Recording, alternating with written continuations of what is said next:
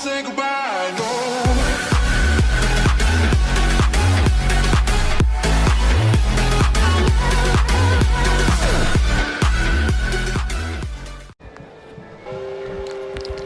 Hey everyone, it's Imagine, and welcome back to World of Tanks Blitz. Today I'm going to be reviewing the one, the only, the KV-1S. A lot of the times I feel that this tank gets underestimated, and this tank, I have mixed feelings about because of the way that it performs in general.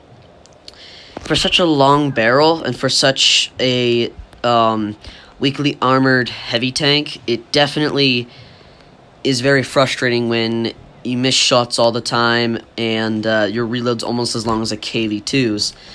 And when your aiming time is almost, actually it's not that bad, now it's about 4.5 seconds. Without any equipment or anything, it would be about 6 seconds, which is exactly what, or 7 seconds, which is exactly what the KV-2's is, even though the KV-1S only has 390 alpha. It is a fun tank.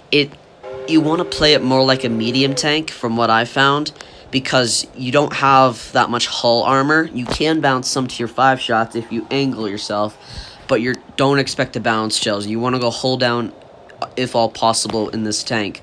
You can side scrape against other heavies, but more than likely they're just gonna start shooting HE, and because your sides are not that heavily protected, you're gonna lose HP fairly soon if you have an entire enemy of tier 7s just splashing you. But the pen on this tank is it's decent for a tier 6. Its standard rounds are between 100 and are between 100 and 184, which is not bad. Premium rounds are probably necessary when you have to fight those upper tier 8 heavies and tier 7 heavies as well. And the high explosive is good when it comes to against the scouts and weakly armored vehicles. But one thing that surprises me that most KV tanks and IS tanks don't have is actually gun depression. The KV-1S has fantastic gun depression, and it depends on whether or not you like that big alpha, or if you would rather have slightly better reload time and deep damage per minute. If you want the reload time, go for the tier 6 gun. If you want high alpha with decent pen, go for the biggest gun, the tier 7 one that comes with this vehicle. I definitely have aced it, from what I've remembered, and it is a fun tank. Where is it? I aced T49. Didn't know that. So yeah, I have quite a few badges in this tank, as you can see. A bunch of high calibers, bunch of top guns, bunch of all types of mastery badges, you name it. And this tank can really do well when you go hold down and when you can use that turret armor. You're not gonna, your cheeks are penable, but it's not like tier 5s and most tier 6s won't go through it. Usually tier 7s will. And I find that this tank really struggles when you're having to fight upper tier heavies, which is why I figured go with the mediums and also use your gun depression. Now, I'm going to show you a replay of what I mean by that. For such a lightly armored vehicle, its ramming capacity is actually pretty good. It's not the most mobile heavy when it goes uphill, but when you can get it down those hills, it really does almost feel like a medium tank. And I'm actually going to show you that real quick in this replay. So this was one of my favorite replays from earlier, and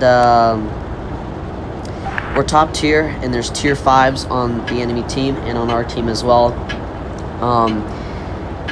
The accuracy on this tank is pretty poor, considering it's a Russian heavy. You think that it would be a lot more accurate, and I'm not necessarily a huge fan of this map, but it does make it is decent. And like I said, with this tank, if you're patient with it and you can aim and you can go hold down, you're gonna be just fine, and you can really outplay the enemy.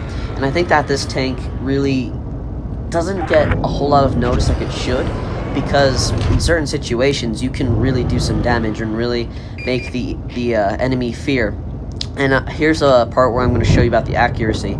I'm also horrible at aiming because I haven't played this in a long time, which is probably why I miss a few shots here, but a few of them should hit.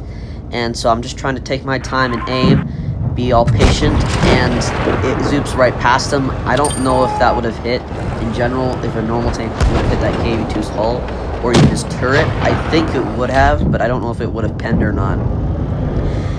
And just look at that massive reload. I mean, it's only like 3 to 4 seconds faster when you have a good crew and all the necessary equipment. You can only get it 4 seconds faster than the KV-2, which to me is a little kind of finicky, but I've heard people getting it to 15 seconds as well, which is just an insane amount, because when it's stock and everything is stock, it's all, this gun is all 22, 21 seconds. And just look at this shot here. Look at that. It just went right past his turret. I don't even know how that missed, but that's probably the most frustrating part about this tank, is not being able to, especially on certain maps, is not being able to hold down and just getting beat, and then you can't hit the enemy in return and you have to fire back. That's definitely the most frustrating part of this vehicle, from what I've noticed. Like I said earlier, the maneuverability is decent for a heavy. It's definitely faster than the KV-2, which is kind of a nice thing. That's kind of why I like this tank a little bit better. And this shot, I decide that if that doesn't hit, like, I don't know what it's going to hit. I mean, I don't know, but it has a lot of RNG to it from what I've noticed. And you'll see that here again in a second. Like, sometimes there's shots that should never hit, and then there's shots that absolutely should hit. Here, watch this. Look at that. It hit the very right side of the 100Y on his front left cheek. Well, my right, from where he's facing, and his left cheek on his tank. And theoretically, that should have gone kind of maybe towards his lower or upper plate, right underneath the gun mantlet. I don't know if that, like, again, I have no idea what the accuracy is on this tank, but it's definitely not the best. And here's when I talk about the ram kill. I'm going to ram this 100Y. Can we get it? Oh, another unlucky RNG shot. But I do manage to get the ram, and that, unfortunately, because of the power-to-weight ratio, he did take away a good chunk of my hit points, which was probably my fault. I probably should have just flanked him. But when you can ram this thing, like, unless if it's against a heavy tank, maybe something like this P-43 here, if you ram him from certain angles, you will lose your hit points, because I feel like that he's a lot more chunky and a lot more bulky than I am, and I think that's why I lost so many hit points when I ran him. And luckily we take that kill, and what a lucky bounce to get from that Matilda. He would have killed me if I hadn't angled my turret in time, and that saved me from that battle. And not the greatest results, but for 3 kills, that's not great or bad, but we did get top damage, and we did make a decent amount of profit even without premium account. But overall, is the KV-1S worth it?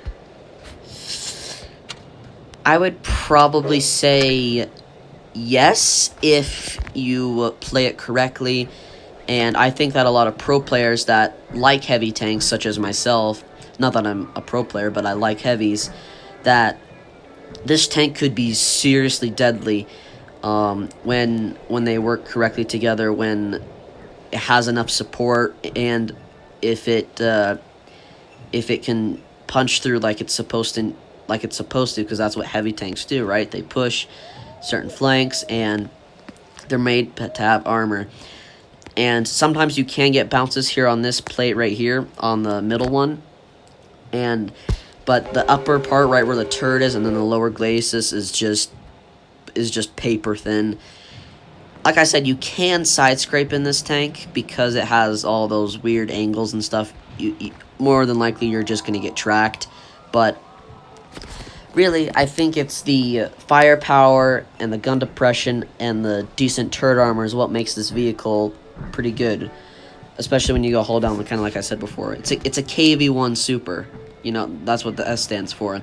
It's got a slightly bigger KV-1's hull. It's just extended out more to the sides. It's a little bit wider. And then it has a bigger turret ring and a bigger turret itself. It looks more like an IS turret, like a smaller IS turret. That's what the KV-1S is based off of. But anyway, hope you guys enjoyed this video. Let me know what you think about this tank. And I'm Imagine More, and I'll catch y'all later.